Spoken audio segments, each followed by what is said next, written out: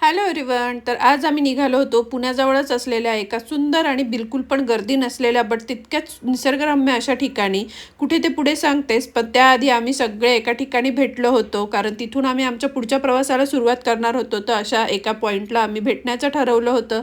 सगळेजण भेटल्यानंतर इथे आमचं कॉफी वगैरे घेणं चालू आहे आणि ती कॉफी इतकी गरम होती की ग्लास पकडला जात नव्हता, म्हणून राजेशने टिश्यू पेपर होल्ड करून मग तो ग्लास पकडून ते कॉफी घेत होते. आणि तुम्ही बघू शकता खूप सुंदर असं वातावरण होतं. खूप मस्त क्लाउड्स आलेले होते, पाण्याचे झरे वाहत होते. बरंचसं असं अंतर क्रॉस करून आल्यानंतर आम्ही एका छान ठिकाणी असं जेवणासाठी थांबलो. जेवणासाठी आम्ही हॉटेलला वगैरे नाही थांबलो, कारण आम्ही घरूनच टिफिन कॅरी केलं होतं. प्रांजल, मी आणि शुभांगी आम्ही तिघींनी पण एक एक मेनू डिसाईड करून घेतला होता आणि मस्त असे घरूनच स्वयंपाक करून घेऊन आलेलो होतो. कारण ज्या ठिकाणी आम्हाला जायचं होतं त्या ठिकाणापासून बऱ्याच अंतरपर्यंत हॉटेल वगैरे असं काहीच नाही आहे. हे शुभांगीन ते जाऊन आलेले असल्यामुळे आम्हाला माहीत होतं, म्हणून आम्ही टिफिन कॅरी केले होते. आणि तुम्ही बघू शकता भरपूर व्हरायटी आज जेवणामध्ये होती आणि छान असं निसर्गाच्या सानिध्यामध्ये आम्ही हा जेवणाचा आनंद घेतला.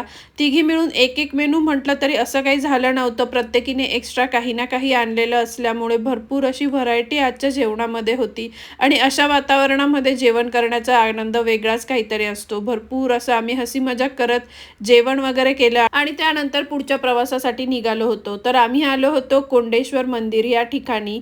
मंदिर खूप छान आहे, अगदी निसर्गरम्य अशा वातावरणामध्ये हे मंदिर आहे. बिलकुल पण तिथे गर्दी नसते. मंदिर मोठं आहे आणि छान आम्ही दर्शन वगैरे घेतलं आणि गर्दी नसल्यामुळे दर्शन आमचं अगदी 5 मिनिटात झालं. आणि विशेष म्हणजे तुम्ही बघू शकता मंदिराच्या एक्झॅक्ट बॅक साईडला छान असे हे झरे पाण्याचे वाहतात. त्यामुळे मुलांना तिथे खूप मजा येते. मुलंच काय, मोठी माणसं पण खूप छान ह्या झऱ्यांमध्ये पाण्यामध्ये भिजण्याचा आनंद घेतात. आणि विशेष म्हणजे या ठिकाणी बिलकुलही गर्दी नसते. अगदी निवांत आपलं पाण्यात खेळणं होतं. मुलंही भरपूर एन्जॉय करतात. या ठिकाणी सगळ्यांनी भरपूर एन्जॉय केला, छान छान फोटोज व्हिडिओज काढले. तुम्ही पण या प्लेसला एकदा नक्की व्हिजिट करा. आणि थंड असं वातावरण होतं, मुलं पाण्यात भिजलेली होती, छान गार हवा आणि निसर्गरम्य वातावरणामध्ये चहा घ्यायची इच्छा कुणाला नाही होणार. सो आम्ही पण मस्त चहा बिस्किटचा आनंद घेतला आणि त्यानंतर पुढच्या प्लेसला जाण्यासाठी निघालो. थोडंसं पुढे आल्यानंतर तिथे खूप छान झरा होता, तिथे आम्ही थोडा वेळ एन्जॉय केला. तर असा होता आमचा आजचा हा दिवस. धमाल मस्ती आणि मजा करत आजचा दिवस स्पेंड झाला. चला तर मग भेटूया लवकरच. तोपर्यंत बाय.